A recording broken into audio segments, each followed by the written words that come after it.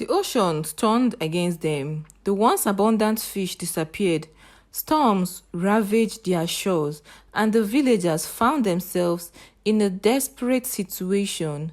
The elders who had always guided the village with wisdom were now at a loss. No one knew what had caused the sudden misfortune, but deep down they feared it was the wrath of Mami Water. Once upon a time, in a small fishing village along the coast of West Africa, there existed a community named Nkem. The village had a deep bond with the ocean. For generations, the villagers relied on the sea's abundance, casting their nets and navigating the waves to feed their families. But as they loved the ocean, they also feared it, for they knew it was the domain of Mami Water, the powerful mermaid who ruled the waters. In the heart of Nkem, the villagers gathered in the square. The air was thick with anxiety as they whispered among themselves, wondering what had gone wrong.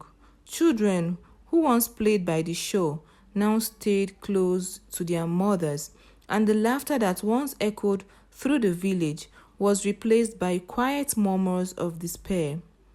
Baba Okoro, the village elder, stood before the crowd. His face was etched with lines of age and worry, but his eyes still held a spark of wisdom. "My people," he began, his voice steady, "we are facing difficult times. The ocean that once blessed us now turns its back. But I fear this is no ordinary misfortune. I fear we have angered the spirit of the sea, Mami Water." The villagers gasped at the mention of her name. Mami Water was a legend, a story told to children to keep them from wandering too close to the water. But Baba Okoro spoke with such conviction that even the skeptics among them began to feel the chill of fear. "We must remember the old ways," Baba Okoro continued. "Our ancestors made a promise to Mami Water, a promise that we have broken. To restore our village, we must seek her forgiveness."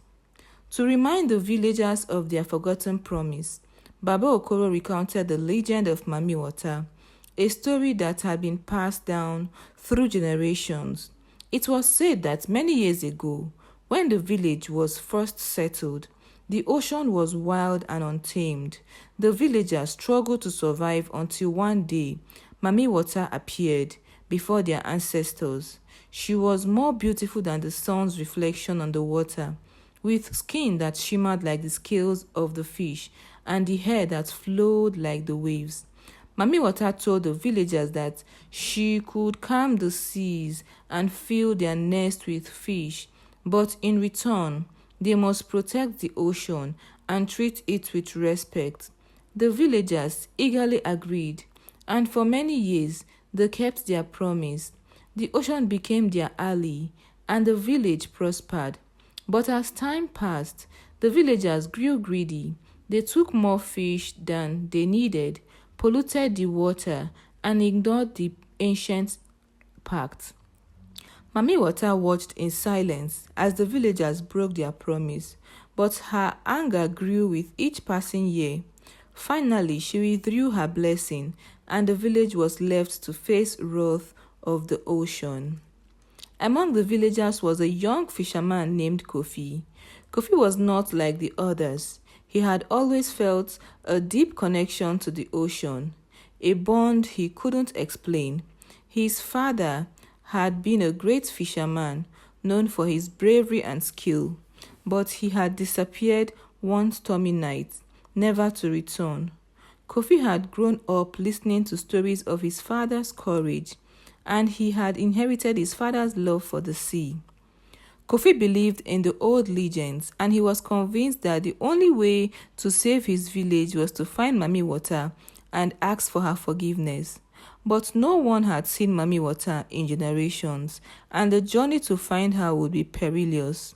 The elders warned Kofi not to go, telling him that the sea was too dangerous, that no one had ever returned from the depths where Mami Water was said to dwell. But Kofi was determined. He knew the risk, but he also knew that his village needed him. Without nothing but his father's old fishing spear and a heart full of courage, Kofi set out on his small wooden boat, determined to face whatever lay ahead. Kofi sailed far from the shore, deeper into the ocean than any fisherman had dared to go in years. The waters were calm at first, and the moonlight reflected off the waves, guiding his way. But as he ventured further, the skies darkened and the wind began to howl. The waves grew larger, crashing against his boat with a force that nearly capsized him. Kofi struggled to keep the boat afloat, his hands gripping the oars as he fought against the storm. He called out to the gods, praying for their protection, but the storm only grew fiercer. Just when Kofi thought the ocean would swallow him, the storm abruptly ceased. The wave calmed, and the wind died down, leaving the eerie silence in its wake. Kofi looked around, bewildered, and then he saw her. From the depths of the ocean, a figure began to rise. She was more beautiful and terrifying than anything Kofi had ever imagined. Her skin glowed with an ethereal light, her hair flowed like the waves, and her eyes were as deep as the dark of the ocean itself. It was Mami Water. Mami Water gazed at Kofi, her eyes piercing into his soul. "Why have you come here, young one?" she asked, her voice as smooth as the surface of the sea after storm. "Do you not fear the ocean's wrath?" Kofi, though trembling with fear, stood tall and spoke with all the courage he would muster. "Great Mami Water," he said, "I come not for myself, but for my village. We have forgotten the old ways, and in our greed, we have broken the promise made by our ancestors.